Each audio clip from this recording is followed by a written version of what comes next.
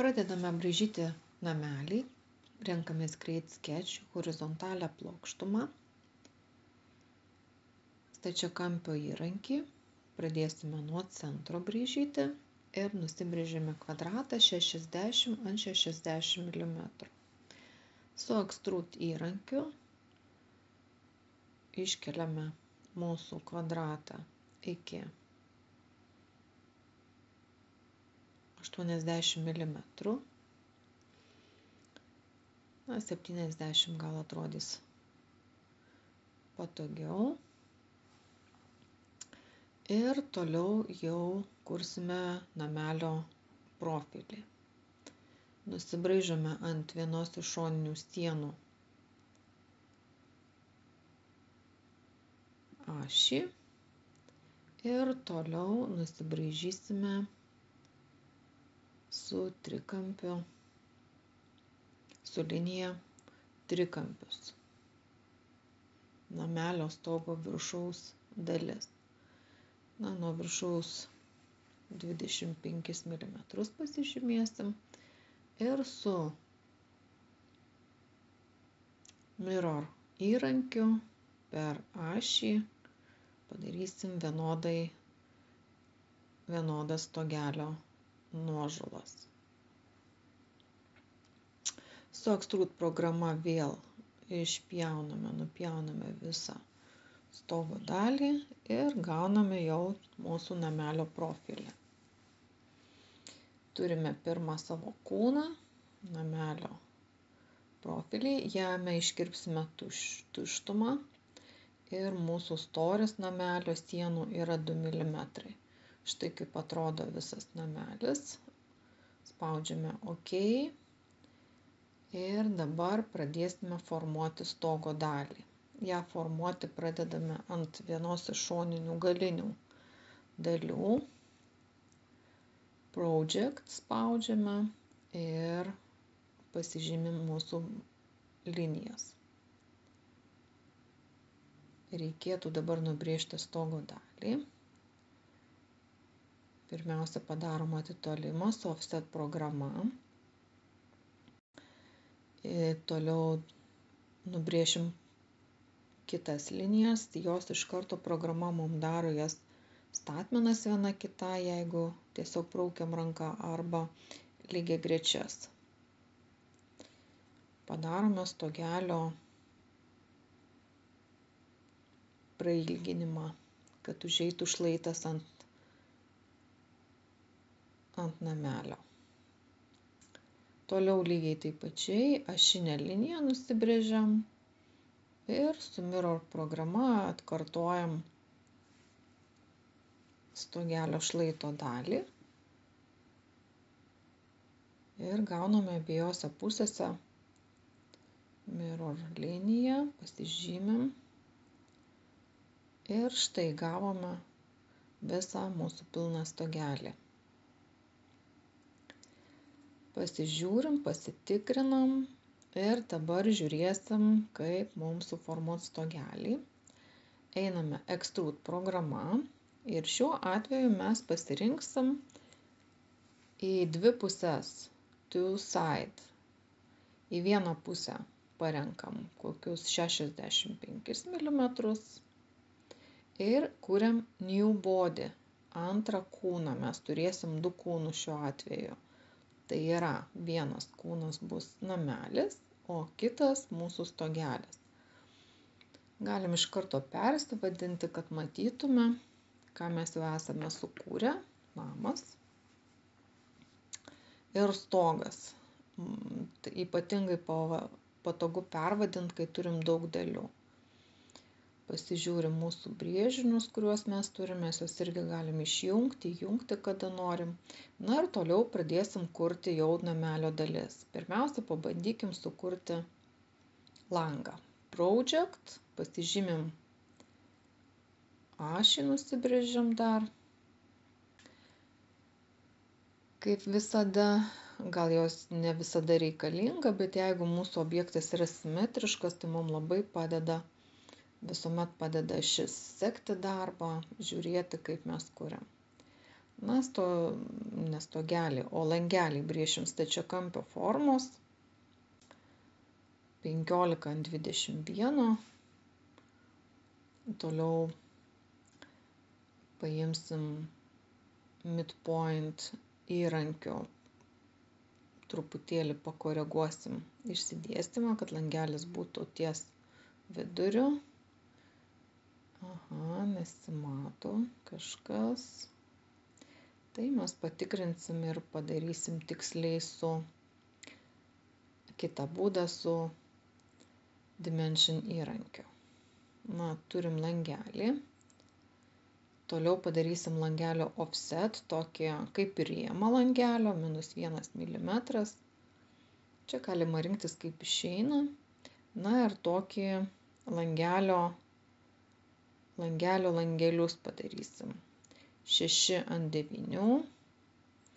Aišku, parinksim tikrus matmenis. Tikslesnius, ne tikrus, o tikslesnius.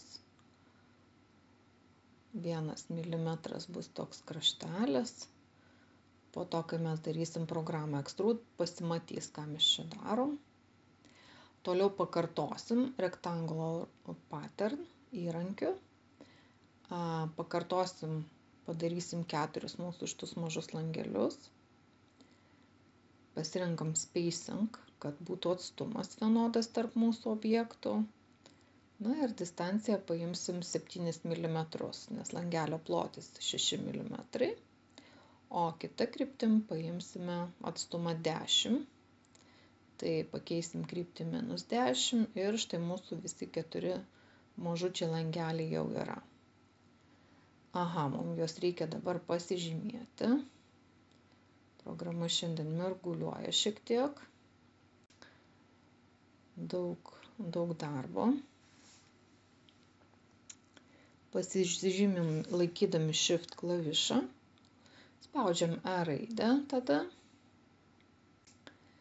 E raidę ir su Extrude programa iškalam tuos langelius kiaurai.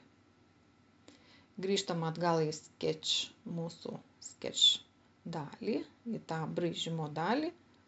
Ir lango rėmą, bandom dar kartą pasižymėti, mums reikia tik lango rėmo, taip jis turi pasidaryti mėlynas. Ir jį mes įspausim, ne kiaurai, o 0,4 mes jį tik įspausim. Ir iš tai pasidaro štai toks rėmelis. Atrodo kiek tikroviškiau. Dabar bandysim šitą langelį atkopijuoti. Pasiimam, sukursim pagalbinę vidurio plokštumą, midpoint, tarp dviejų šitų kraštinių.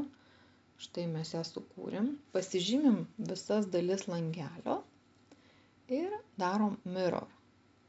Mes jau pasižymėjom visus dalis, pasižymim mūsų plokštumą, tarp kurios darom, pagal kurią darom atkartojimą veidrodinį. Ir gavom langelius vienoje ir kitoje pusėje. Dabar namelį jau turim tikroviškesnį.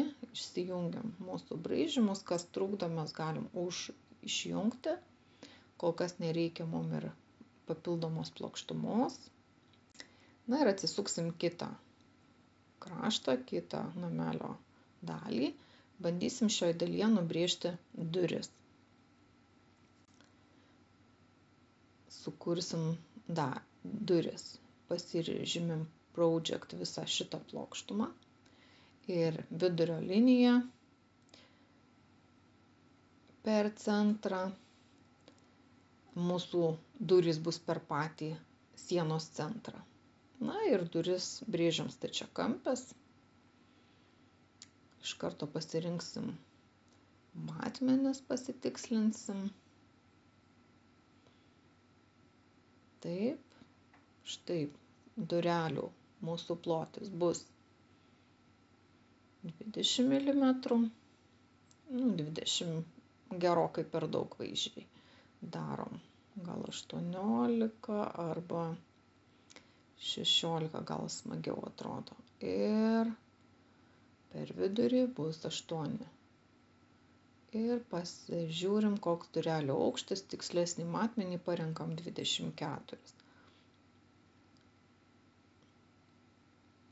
Ir 2 mm mums nuo apačios. Na, dureles taip pat truputėlį įstumkim į vidų, kad jos išryškėtų per -0,6, tiesiog durų vietą apibrėšim.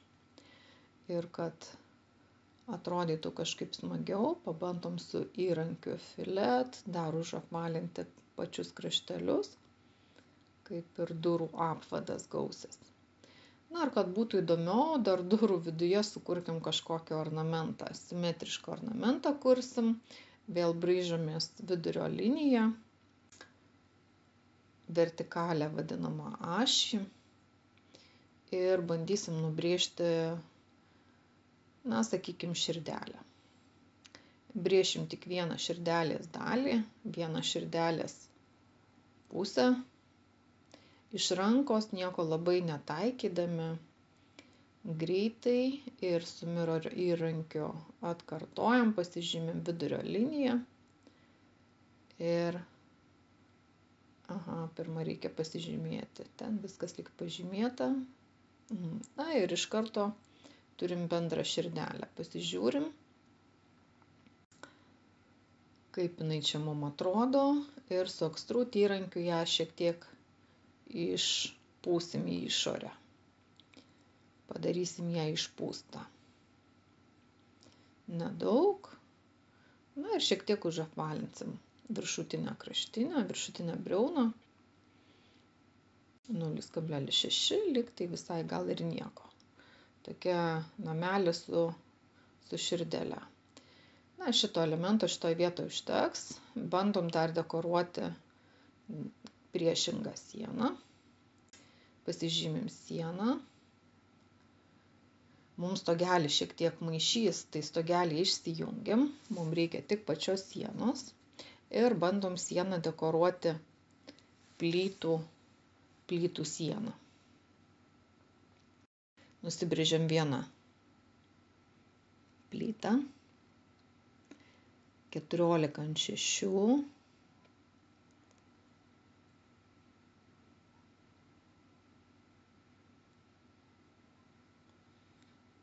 Pakartojam šitą plytą Ctrl+C, Ctrl+V, šiuo atveju pačiu paprasčiausiu būdu, kaip ir kitose programuose. Tiksliai atstumą tarp plytų dar parenkam po 1 mm jos liniją ir per pusę padarom, lygiai per pusę padarom vertikalų lygotumą. Na ir toliau naudosim, išsijungiam, kad mums nerodytų matmenų, jie šiek tiek mums maišo. Ir toliau pakartosim plytų raštą per visą mūsų sieną. Renkamės rectangular pattern, darom spacing, pasirenkam simetriškai į kelias puses, padarom į vieną pusę atstumą 17 mm.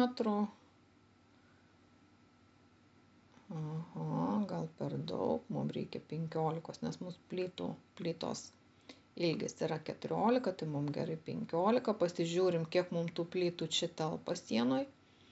Jeigu plytai išeina už nieko tokio, ko mums nereiks, mes ištrinsim.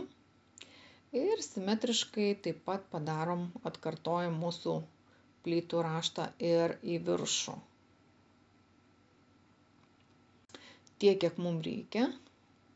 Taip, tik mums reikia, kad būtų dar daugiau. Štai, gal šiek tiek ir per daug, bet mes turim visą plytų sieną.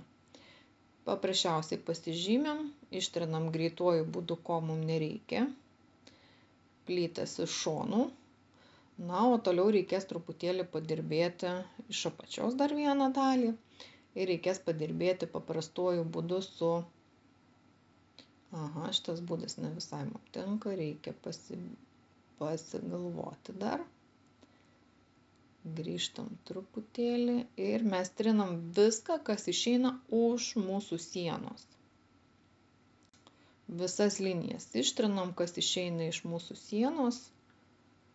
kas nedalyvauja mūsų brėžinyje ant sienos. Greituoju būdu, paprasčiausiai su žirklių įrankiu, galima ir greičiau, tačiau šitų įrankių labai greitai pranti naudotis ir jei nedidelis projektas, gražiai apeinam visas dalis. Štai kaip mes turime jau šiokią tokią sieną, tai yra plokščias brėžinys ant pačios sienos. Pasižymim plyteles mūsų, E raidė extrude, na ir mūsų plytės per kiek mes, per 0,6, pamėgtas mūsų skaičius, 0,6 išpučiam į priekį ir turim tokią dekoruotą plytų sieną. Kaip tikra plytų siena atrodo. Turim jau namelį, turim stogelį, stogelis paprastas. Na, tai bandysim stogelį padekoruoti. Pasižymim tą šoninę kraštinę ir tada einam create sketch. Dabar mes braižysim ant šoninės dalies, pasirenkam elipsės įrankį. Labai įdomus įrankis, nusibraižo 2 taškai. Centro, štai nusibraižom elipsą, kokia mums atrodo graži, kokie geri tokie matmenys, nedidelės mums aišku reikia 4 mm. Mes nusibraižom pločio, nes mūsų visas brėžinys labai nedidelis, gal šiek tiek pasimažinom, na, lyg tai tokios galbūt ir užteks. Aha, su ranka parenkam, nors aišku tikslingiau būtų pasižiūrėti su dimension, viską nusistatyti labai tiksliai. Tačiau šiandien mokymuisi mums užteks ir taip.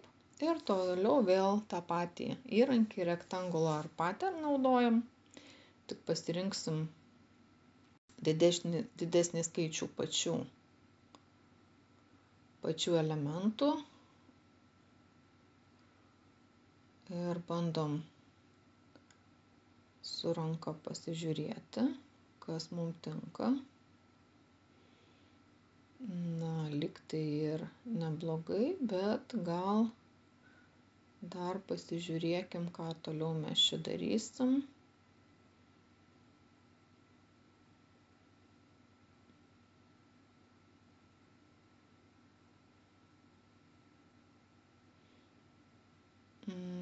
Gal darom daugiau elementų.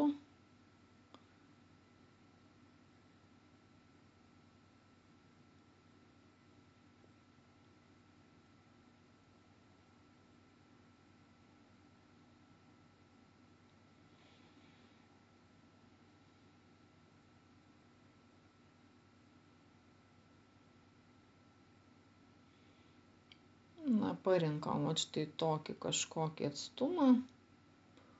12 elementų, 5,8, tokia graži linija, gražių elipsių. Ir dabar naudosim solid įrankį sweep įrankį. Pasižymėsim dabar mūsų elipsės dalis ant krašto. Pasižymim ir toliau turim pažymėti liniją pagal kurią turės šitos dalys nuvažiuoti. Mums nuvažiuoja iki pat galo, tad mes išplečiam, kad kirstų iki pat galo. Aha, vienos elipsės nepažymėjom, grįžtam atgal. Grįžtam štai ten, pasispausim ant mūsų programos. Sweep programos, grįžtam, pasižymim elipsę ir viską toliau atliekam, pasikartojam. Ir viena pusė namelio stogo jau tokia kaip ir iš skardos padaryta. Toliau padarom mirror įrankį.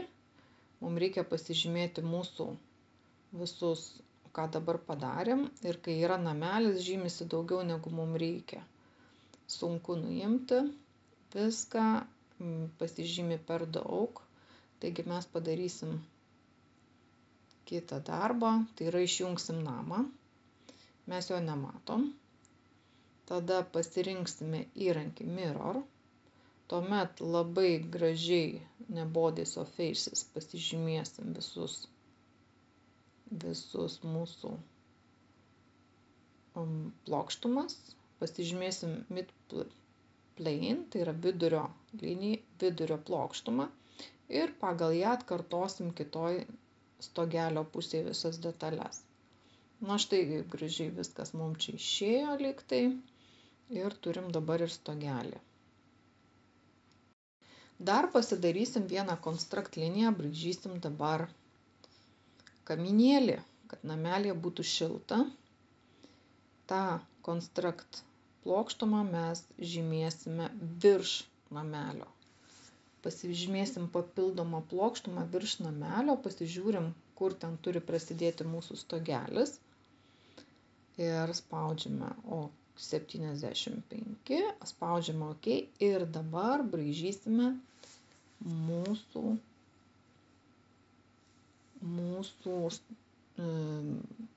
kaminėlio profilį, tai yra kvadratas. Sakykim, kad tai bus kvadratas 12 ant 12, nedidelis kaminėlis. Pasirinksim jo. Ir mūsų šitas kvadratas braižosi ant tos plokštumos, tai yra ant tos plokštumos, kuri yra virš stogelio. Būtų buvę gal gerai pažymėti ir projekto linijas. Gal 12 ant 12 šiek tiek per daug, braižom mažesnį. 10 ant 10 kaminėlį. Parenkam kaminėliui vietą tarp dviejų bangelių. Na ir pasižiūrim, kur čia mūsų tas kaminėlis. Dabar reikės suteikti kaminėliui kūną, extrude programa. Ir čia reikia distance, darom to object ir pasižymėm stogelį, kad mes braižome savo brėžinį, savo kaminėlį iki stogelio. Tuomet jisai gražiai ir susijungs su stogeliu, neperkirs stogelio, nenueis kiaurai namo. Štai gražiai iki stogelio visas ir užsibaigė mūsų brėžinys. Toliau dar iškirsim kiaurymę, kad būtų tikroviškesnis kaminėlis. Na ir mūsų namo projektėlis paprastas su kaminėliu, su stogeliu, 2 atskiri kūnai. Na, iš esmės yra ir baigtas. Galim pasižiūrėti, galim atsispausdinti tokį namelį. Na ir aišku, kurti dar įvairesnių kažkokių objektų.